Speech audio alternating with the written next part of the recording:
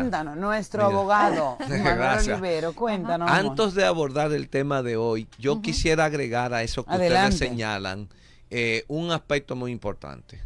Nos decimos y nos llamamos una sociedad cristiana. Así es. Cristiana. En su universalidad, más de un 95% de los dominicanos nos definimos como cristianos. Casi un 70, un 80% dentro de ellos católicos. Nuestra iglesia ha hecho un llamado a tener recepción y humanidad para los inmigrantes, legales o ilegales. Eso es así. Y ante esta situación, ya hemos hecho la modificación de la Constitución. Por tanto, los hijos de inmigrantes ilegales como tal, después de 2013, pero no adquieren derecho de nacionalidad. Por tanto, el hecho de que esa mujer parturienta haga hecho el parto acá, no le da la nacionalidad al bebé recién nacido. Por tanto, yo creo que los grupos que están generando presión al gobierno en el metiendo sentido... el gobierno en un lío, déjame corregir, que yo lo voy a decir con responsabilidad, los grupos que están metiendo el gobierno en un lío, porque entonces, la imagen de la República Dominicana es la que sufre con todo esto. Hemos salvado el tema de la influencia de una población haitiana inmigrante ilegal que pueda optar por la nacionalidad con la modificación que se le hizo a la Constitución. A partir de ahí, tenemos que aplicar la ley, pero con humanidad, con respeto a la dignidad humana. Que lo quiero confirmar, que se llevaron a cualquier cantidad de niños. Sí, solos, deportados. Así mismo. Sí, ¿Será cierto eso? Entonces, lo que pasa es que nos estamos dejando llevar por la mala influencia del señor Donald Trump y su equipo racista en los Estados Unidos, que han hecho, no, el colmo de ellos es que estaban utilizando látigos y cosas para golpear a los... Pero está el video de un señor a caballo dándole latigazo a los mexicanos cruzando el Río Grande. No se pueden separar la familia, eso no puede. Pero estaba prohibido. Ya ha dicho el presidente que no se pueden deportar ni niños solos, porque eso es un abuso. Exacto. Es un abuso. Estoy de acuerdo con que se emplee en la política migratoria, pero es un abusazazazo el tú coger una guagua de niños solos separándolos de su familia. Ha dicho que eso está prohibido, que está prohibido también. Los acuerdos internacionales lo prohíben. Hay que darle el trato humanitario y de salud. Que se cumpla la ley, sí. Y luego de eso se puede repatriar. Lógico.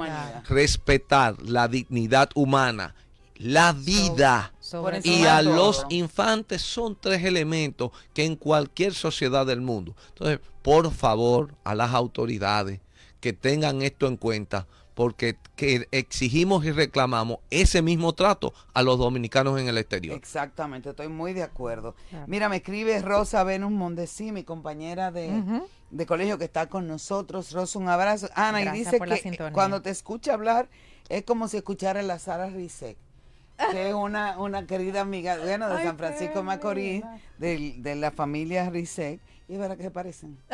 Se parecen ahora que lo dice Rosa. Es que somos del sitio, somos de los orígenes. Somos del sitio. Un abrazo para ti, mi vida. Los orígenes macorizanos. Y espero que esa sintonía sea de todos los días. Y finalmente, antes de hacer la pausa, que aquí está Colágeno Desesperado, el canciller de Kenia. Ah, sí. Aquí en República Dominicana. A ver. Pues estamos recibiendo una visita del canciller de Kenia en este fin de semana. Hasta el día 13 hay una agenda que se ha comunicado, un parte oficial, donde va a estar tratando de firmar un acuerdo para dar apoyo a los policías kenianos que están en misión en Haití. Los kenianos tendrán acceso al territorio criollo si son heridos, y la nota oficial que está publicada en prensa dice que Kenia y la República Dominicana firmarán esta semana un acuerdo para que el país caribeño apoye a los policías kenianos que integran la misión multinacional de apoyo a la seguridad en Haití, liderada por la nación africana, adelantó ayer el gobierno keniano. El ministro de Asuntos Exteriores de Kenia, Musalia Mudavadi, quien visitó esta semana Estados Unidos, viajó a la capital dominicana, Santo Domingo, para tratar con las autoridades de la nación caribeña entre el 11 y 13 de mayo este asunto. Y citamos, en Santo Domingo, Mudavadi firmará memorandos de entendimiento sobre evacuación médica, repatriación de heridos y fallecidos y acceso a territorio dominicano para los miembros de la misión multinacional de apoyo a la seguridad de Haití, informó la oficina del ministro en un comunicado por medios locales. El pasado abril, el gobierno de Kenia anunció que había aprobado la apertura de un consulado general en Haití para apoyar dicha misión que asiste a las fuerzas de seguridad haitianas en su lucha contra las bandas armadas. El Consejo de Ministros, presidido por el presidente keniano William Ruto, valga la redundancia, aprobó el establecimiento de ese consulado en Puerto Príncipe. Finalmente él también va a sostener un encuentro con el presidente Luis Abinader en el Palacio Nacional. Por lo menos de Kenia estamos viendo algunas respuestas porque la comunidad internacional, bueno, mirando para los lados y sí, y amagar, pero yo creo que nuestro gobierno cogió el toro por los cuernos.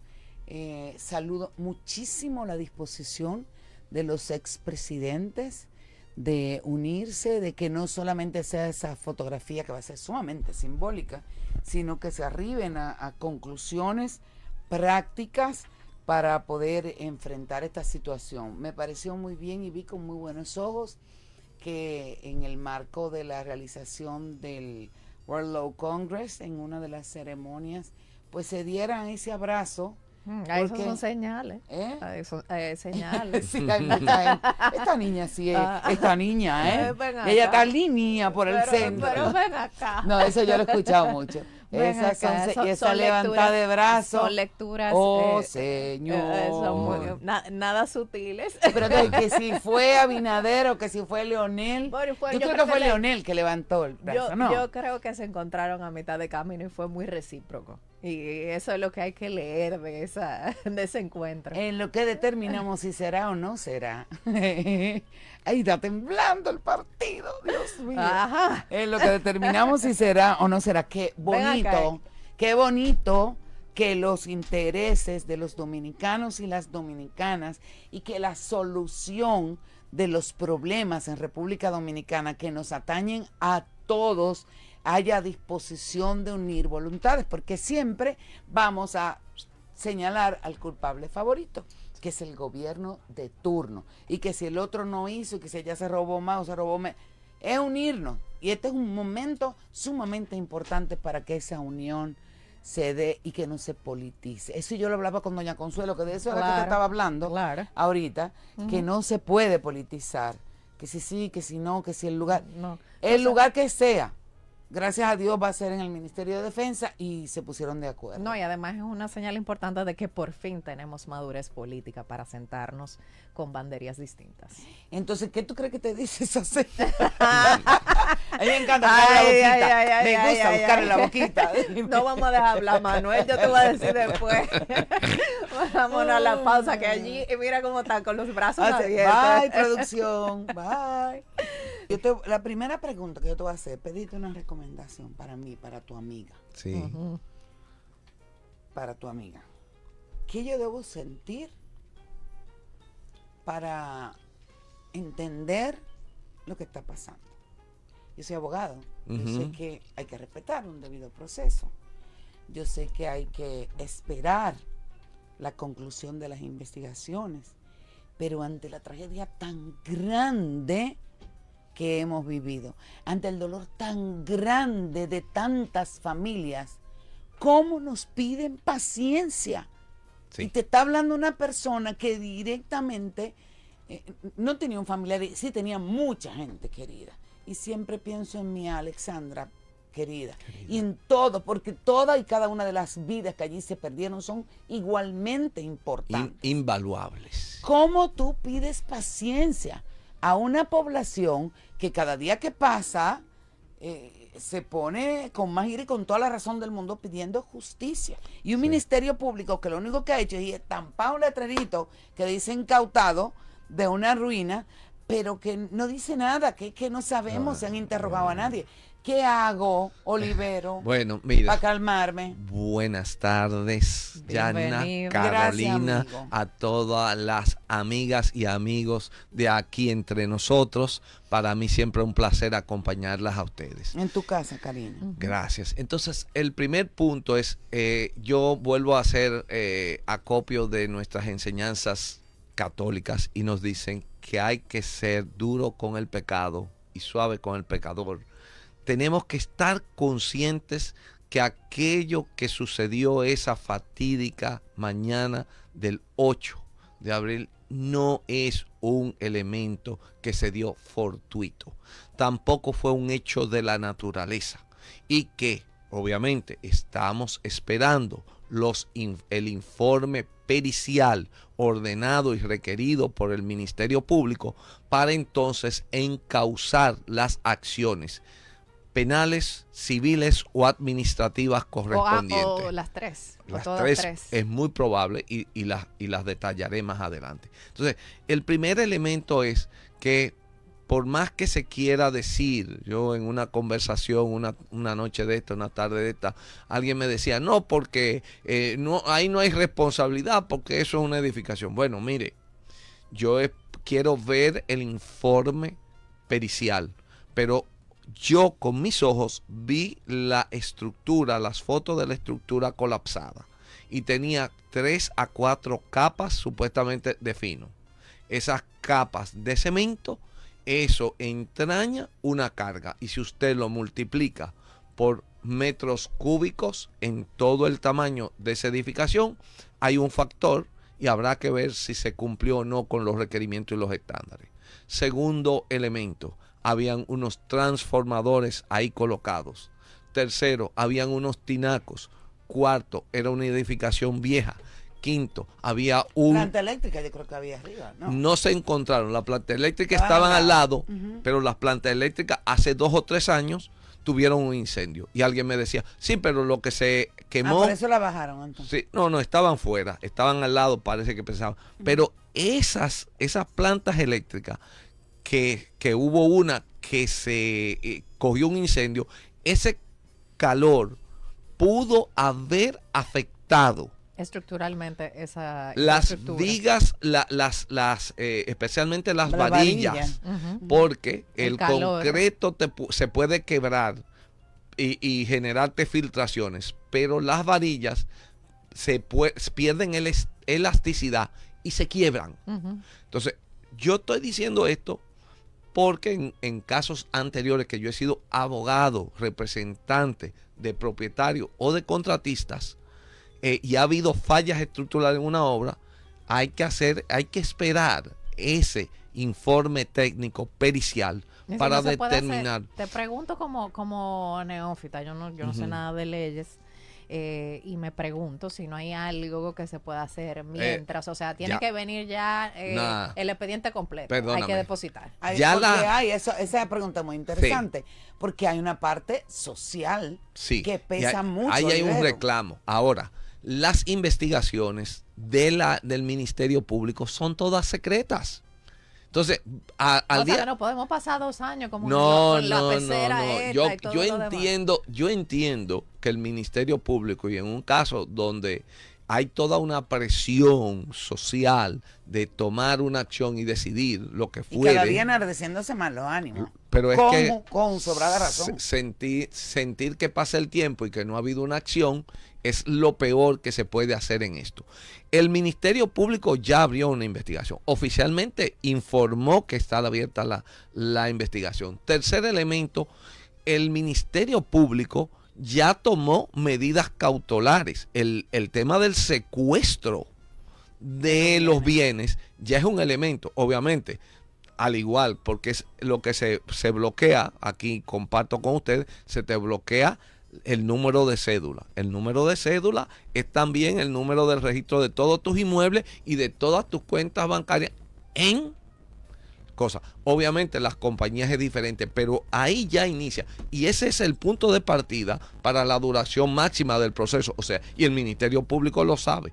Por favor, esto es una opinión de un neófito. Yo, que no soy especialista, pero hijo de fiscal, les recuerdo, o sea, que conoce bien. Les recuerdo que ayer, cuando mi padre era fiscal, él decía, mira, una acusación penal no requiere más de 15 o 20 páginas. Después que tú pasaste de eso, de que 2.000 páginas, 3.000 páginas y 5.000 páginas, usted lo que está colaborando con el imputado para que el caso no se conozca. Una imputación precisa, definida, clara, de los hechos que vinculan la responsabilidad penal del sujeto con el hecho imputado. Y después se ponen los informes. Y usted puede agregar todos los anexos que usted quiera, pero si usted se pone... Tiene que ser en el mismo momento. Esto es contundente lo que tú estás diciendo. Sáquenme eso para el corte, por favor. Eso es contundente lo que él está diciendo. Quiero otro punto señalar. Ciertamente se está pidiendo el informe pericial y lo esperamos para interponer acciones. Pero ya hay acciones penales iniciadas. El informe va a llegar a corroborar. Entiendo. Hay como 36, ¿no es cierto? 36, pero tenemos 26 230 fallecidos, 180 lesionados. Tenemos que muchas veces la gente me pregunta, pero ¿y por qué no iniciamos? Mira, lo primero es que hay que identificar la afiliación, la calidad para demandar, interponer, redactar poderes, buscar documentos incluso desde el exterior. Nosotros hemos ofertado a una serie de víctimas, tanto locales como del exterior, darle la colaboración sin necesidad de que haya un avance inicial para estos gastos, porque hay un tema de humanidad. Pero, obviamente, hay... otro punto que tú me señalabas, Yana, ¿cuáles serían las acciones? Ya he señalado, Carolina, 3. Desde el primer elemento es el elemento penal. Entendemos, mi punto de vista, puedo estar equivocado, que hay una responsabilidad culposa por homicidio, puede que sea involuntario. Pero homicidio de yo creo 200. Que involuntario nadie puede querer una cosa semejante. Pero... ¿por qué digo una responsabilidad culposa? Porque cuando usted vio que los primeros pedazos de techo se empezaron a caer, si había que suspender la actividad, y no es ese día, tenía varios días cayéndose. No, eso es inmediato, eso es sin mayores preámbulos, se suspende y arreglemos. Pero lamentablemente la gerencia, la administración, los propietarios no tomaron esa acción. Lamentablemente, hubiera sido bueno. Hubiéramos lamentado perdernos la fiesta de amén, pero eso es mucho menos que estar lamentando los fallecidos hoy. Entonces, ese es el primer elemento, artículo 319, y como ya he dicho, una pena demasiado leve, de 6 meses a 2 años, pena máxima, no hay cúmulo de pena, no importa la cantidad de fallecidos. Lo he dicho anteriormente y lo repito. Te pregunto, hay un código que se está conociendo si se aprueba ese código. Si se hubiera aprobado cuando pasó el incidente. 25 años rututeando. Óyeme lo siguiente. El verbo rututear, que me lo acabo de inventar. 10 a 20 años mínimo. Y si hubiera multiplicidad, como es el caso, de 20 a 40. En adición a esto, una cantidad de cúmulo de penas, etcétera. O sea, lo que pasa es que nos hemos dejado embobar con el tema del aborto. Y ya hemos dicho, separen eso. Si no hay consenso en un artículo, separen esos 3 artículos. Claro, aprobemos el Código Penal, tipifiquemos las penas y como sociedad avancemos. No nos podemos tenemos que hacer una última pausa y quería preguntarte, tú hablabas de estrategias de parte de los abogados, pero ¿puede un buen abogado, buen estratega, estar por encima del Ministerio Público, logrando lo que quiere y lo que persigue? Me lo responde cuando regresemos. Mi amigo, compañero, excelente abogado Manuel Olivero con nosotros. Y miembro del secretario del Colegio de Notarios de la República Dominicana, me permite agregar. Sí, señor. Amigo mío, perdón. Continuamos con mi querido Manuel Olivero. Te dejé una pregunta en el tintero. ¿Puede un abogado sagaz con todo lo que se especula? Porque es en el margen de en el marco de la especulación, de su cercanía con el presidente y demás, ¿puede estar por encima de un ministerio público? Señores, que no ha habido un interrogatorio. Y entiéndame, gente, que esto no es cuestión de estar en contra de una familia. Lo digo, esa familia está destruida. Jamás hubiera querido que una cosa semejante de esta magnitud pasara. Pero yo tengo que pensar en 233 familias destruidas, más todos los heridos. ¿Me entiendes? Eso es lo que sucede y la gente no ve nada. Sí, yo creo que de verdad que desde mi punto de vista y desde fuera se siente como que el Ministerio Público está esperando mucho tiempo para el famoso informe de los peritos. Pero él puede haber iniciado los interrogatorios. Nada se lo impide. Ya solicitó el secuestro de los bienes. Yo debo de suponer que es que ya los interrogatorios a las personas, a los administradores e incluso hasta los mismos propietarios deberían de estar en curso.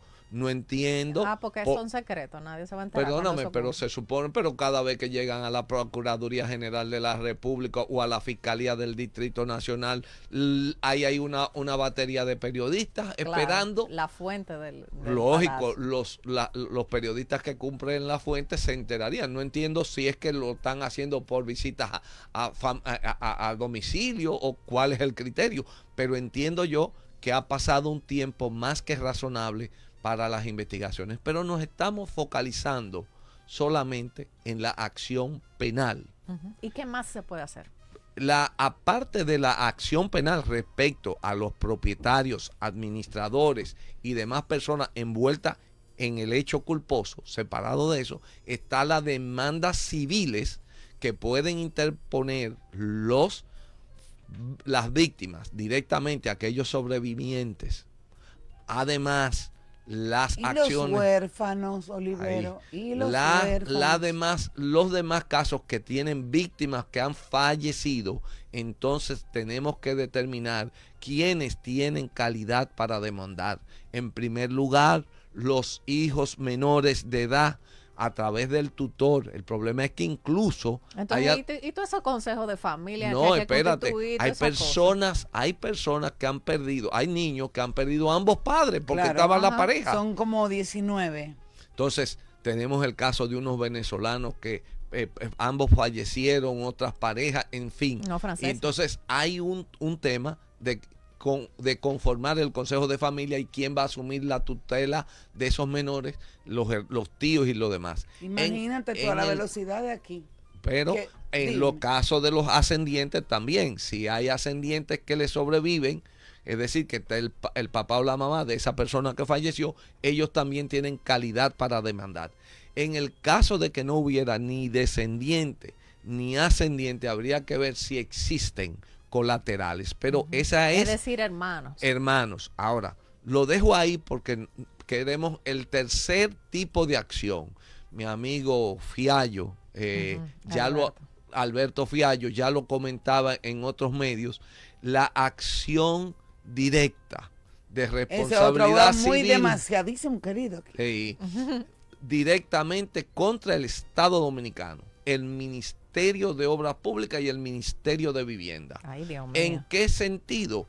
Porque tanto en la legislación como anterior, como en la actual, tanto del Ministerio de Obras Públicas como el del Ministerio de la Vivienda, hay una responsabilidad de esas instituciones para inspeccionar y velar por la seguridad de todas las construcciones públicas y privadas. Ay, hasta este momento, señores, es el gobierno que se ha encargado de echar la mano. Hay que reconocer que ya para los sobrevivientes, inclusive para la familia de los mismos huérfanos y demás. Hay que reconocer que el gobierno inició ya una fase 2, primero con ayuda psicológica y ha puesto un equipo de psicólogos y terapistas y ayuda para económica darle el también, los bonos de emergencia. En el caso de las personas, los menores huérfanos, hay un plan de ayuda. Es importante señalar, 169 familias ya están recibiendo ayuda directa y 125 ha sido identificada con ayuda psicológica y económica. Sí quiero señalar y advertir a aquellos que vayan a recibir esa ayuda, no están obligados a suscribir acuerdo de liberación de responsabilidad. Porque le están poniendo a firmar cosas. Ahí es donde tenemos la preocupación. ¿Por la ayuda del gobierno? El hecho de que usted reciba esa ayuda no puede estar condicionada a liberar de responsabilidad. Lo estoy señalando. Sí, porque si no, no pueden ejercer ninguna otra opción. Exactamente, acción. Porque entonces lo ponen a firmar un acuerdo. ¿Están poniendo a firmarlo? Yo no estoy diciendo, yo estoy advirtiendo para que no lo hagan. Muy buena advertencia. Porque a veces, por ir a recibir 20,000, 30,000 pesos durante un año o dos, de repente usted puede estar renunciando a otras acciones que pudieran ser más beneficiosas. Creo que en este punto comparto con aquellos juristas que ya lo han señalado con anterioridad, hay una responsabilidad patrimonial del Estado desde el punto de vista de su responsabilidad de crear los reglamentos y de crear los órganos necesarios para supervisar las edificaciones, de manera especial aquellas donde celebran eventos públicos, donde hay acceso al público. No es lo mismo que usted crear una construcción privada, que a lo mejor es su casita, esas tienen su operatividad y deberían de tener un sistema de supervisión. Pero cuando usted va a concentrar cientos de personas, hay un interés público de velar porque esa edificación sea segura. Mejor imposible tu participación, Olivera. Excelente, excelente. Excelente, mejor imposible.